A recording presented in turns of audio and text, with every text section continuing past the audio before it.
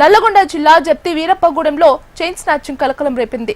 ఓ వృద్ధురాలి మెడలో నుంచి గుర్తు తెలియని వ్యక్తులు బంగారు చైన్ను లాక్కెళ్లారు. వెంటనే బాధితురాలు పోలీసులను ఆశ్రయించింది. కేసు నమోదు చేసుకున్న పోలీసులు 4 నిందితులను అదుపులోకి తీసుకున్నారు. నిందితుల నుండి బంగారు, పుస్తెలతాడు, 3 బైకులు, 5 సెల్ ఫోన్లను పోలీసులు స్వాధీనం చేసుకున్నారు. 4 రిమాండ్కు తరలించారు. జాప్తి వీరప్పగూడెం విలేజ్లో ఒక ఓల్డ్ ఉమెన్ దగ్గర చైన్ స్నాచింగ్ చేసుకోవడం జరిగింది.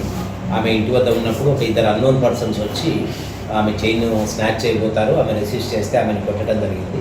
దీనికి సంబంధించి ఇమ్మీడియట్గా జిల్లా ఎస్పీ గారి ఆదేశాలతోటి Miryalaguda rural CI Prasad and SI Lakshmayya వీళ్ళ ద్వారా కొన్ని స్పెషల్ టీమ్స్ ఫామ్ చేసి వాళ్ళల్లో ఆ చైన్ స్నాచింగ్ చేసిన వాళ్ళని 4 ఈరోజు మేము అరెస్ట్ చేయడం జరిగింది. దీంట్లో 4 కూడా హుజూర్ నగర్ మండలానికి చెందిన వాళ్ళు. ఒక లోకల్ ఒక వినోద్ అనే అతను మాత్రం జాప్తి వీరప్పగూడెం అతను.